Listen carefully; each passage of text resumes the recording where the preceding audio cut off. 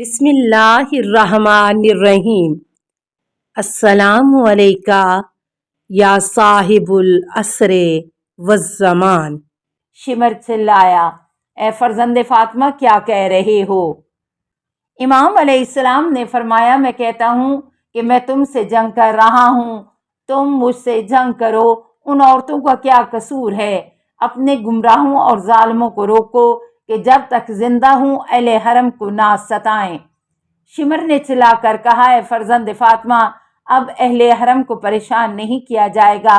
پھر اس نے چلا کر اپنے سپاہیوں سے کہا، سب مل کر امام حسین علیہ السلام پر حملہ کرو اور ان کا کام تمام کر دو۔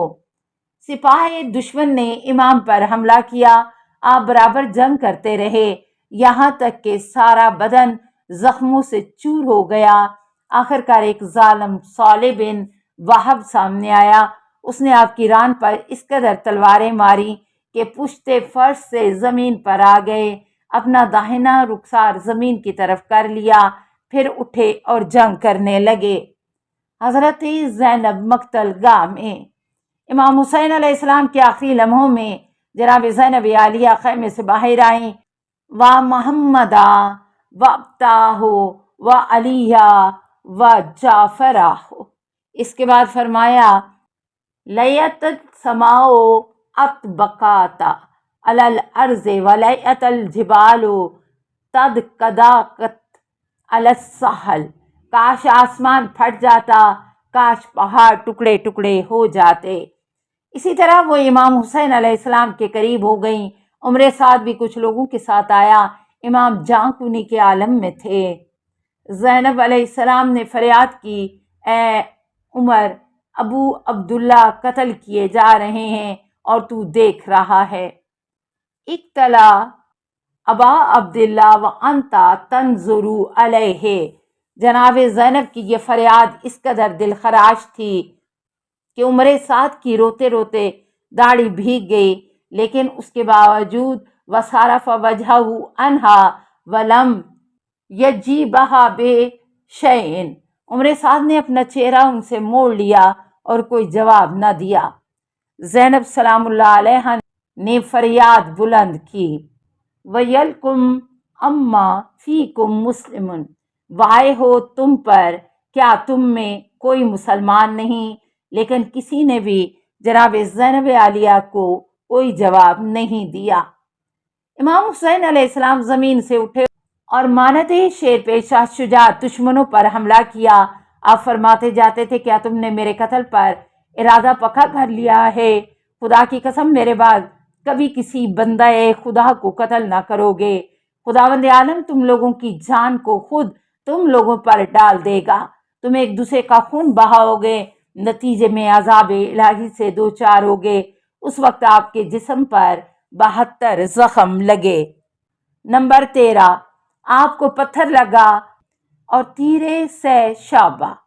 دم لینے کے لیے امام ایک طرف کھڑے ہو گئے، ناگاہ ایک پتھر دشمن کی طرف سے آیا جس سے پیشانی زخمی ہو گئی، خون جاری ہو گیا۔ آپ نے دامن سے خون صاف کرنا چاہا، اتنے میں ایک زہر آلود سہ شعبہ تیر آیا اور آپ کے سینے یا شکم پر لگا۔ امام علیہ السلام نے فرمایا، بسم اللہ و باللہ و علی ملت رسول اللہ۔ خدا کے نام اور خدا کی مدد سے دین رسول خدا صلی اللہ علیہ وآلہ وسلم پر۔ اس کے بعد سر کو آسمان کی طرف بلند کر کے فرمایا، خدایا تو جانتا ہے کہ یہ لوگ تیرے اس بندے کو قتل کر رہے ہیں کہ روئے زمین پر اس کے سوا کوئی فرزند رسول نہیں ہے۔ پھر آپ نے اس تیر کو اپنی پشت سے کھینچ کر نکالا، خون پر نالے کی طرح جاری ہو گیا۔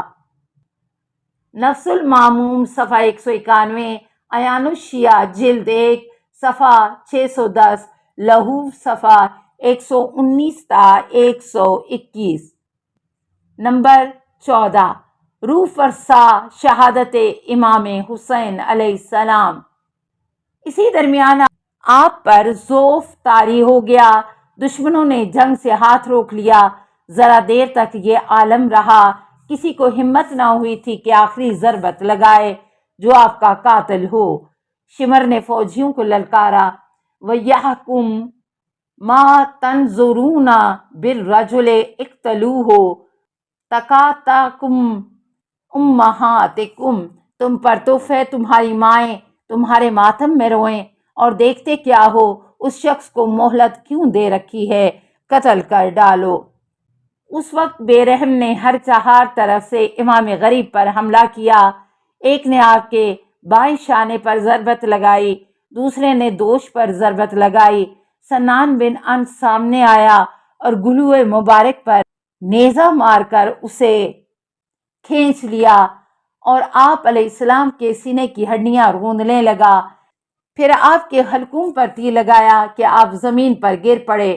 تھوڑی دیر بعد آپ نے اٹھ کر پیوستہ تیر کو نکالا، سر اور داڑھی کو خون سے رنگین کیا اور فرمایا: ہاکذا الکی اللہ مخضابن بدمی مسرابن علی حقی، اس طرح اپنے خون سے رنگین اور غصب شدہ حق کے ساتھ خدا سے ملاقات کروں گا۔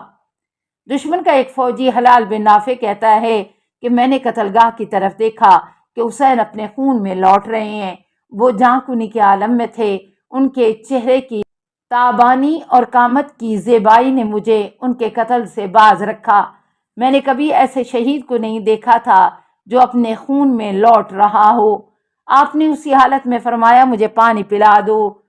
ایک ظالم نے کہا: تم پانی نہ پی سکو گے، اب تو دوزخ کا کھولتا ہوا ہی پانی پیو گے۔ حضرت نے فرمایا: کیا میں جہنم کا کھولتا پانی پیوں گا؟ نہیں، ہرگز نہیں، بلکہ میں رسول خدا کی خدمت میں پہنچوں گا، ان کی بارگاہ سے بہشت کا شیریں جام پیوں گا اور تم لوگوں کے ظلم و ستم کی حضرت صلی اللہ علیہ وسلم سے شکایت کروں گا۔ امام کی گفتگو کا اس سنگ دل پر کچھ بھی اثر نہ ہوا، گویا ان سبوں کے دلوں پر ذرا بھی رحم نہیں رہ گیا تھا۔ عمر سعد نے اپنی داہنی طرف کھڑے ایک سپاہی سے کہا کہ جاؤ حسین کو راحت پہنچاؤ۔ ایک روایت ہے کہ خولی سے سنان بن انس نے کہا: جا کر حسین کا سر بدن سے جدا کرو۔ خولی اس ارادے سے چلا لیکن کانپتا ہوا واپس آ گیا۔ سنان یا شمر نے اس سے پوچھا: خدا تیرے بازو الگ کرے، کیوں تھر تھرا رہا ہے؟ آخر کار سنان نے اور دیگر روایتوں کے مطابق شمر نے آپ کا سر بدن سے جدا کیا۔ وہ کہہ رہا تھا: میں جانتا ہوں کہ تم مولا ہو، امام ہو، فرزند رسول ہو، پدر و مادر کی حیثیت سے بہترین انسان ہو، اس کے باوجود میں تمہارا سر بدن سے جدا کر رہا ہوں۔ شاعر کہتا ہے: فائی رضیتا عدالت حسینہ غدالتن تبیرہ کفن سنانن، کون سی مصیبت حسین کے غم کے برابر ہوگی کہ سنان بن انس کے بازو نے سر حسین جدا کر دیا۔ اس کے بعد اس نے سر حسین علیہ السلام کو خولی کے حوالے کیا تاکہ عمر سعد تک پہنچا دے۔ اہل حرم کی ایک کنیز قتل گاہ کے قریب آئی۔ ایک دشمن نے اسے کہا: اے کنیز خدا، تیرا آقا قتل کر دیا گیا۔ وہ کنیز روتی ہوئی خیمے میں واپس گئی۔ وہ فریاد کر رہی تھی: حسین کو قتل کر دیا گیا، حسین کو شہید کر دیا گیا۔ جس وقت اہل حرم نے یہ آواز سنی، گریہ و زاری کرنے لگے۔ عیان الشیعہ جلد 2 صفحہ 609، لہوف صفحہ 126 تا 131۔ دوسری روایت میں ہے کہ عمر سعد نے چلا کر کہا: جا کر حسین کو راحت پہنچاؤ۔ شمر حسین کے پاس تیزی سے آیا اور بڑی گستاخی کے ساتھ سینہ اقدس پر سوار ہو کر ریش اقدس پکڑ لی، اپنی تلوار سے 12 ضربیں لگائیں اور سر کو بدن سے جدا کیا۔ مقتل الحسین المکرم صفحہ 347۔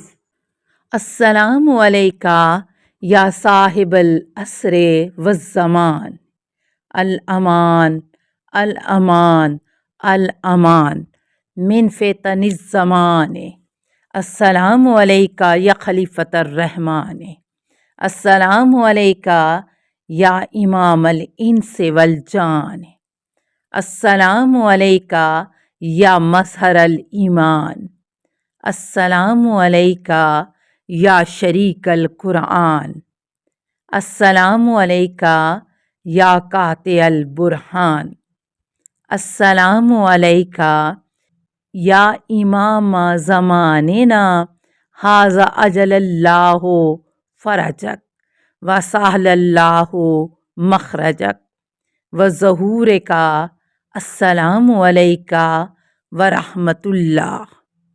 اللہم صلی علی محمد و آل محمد۔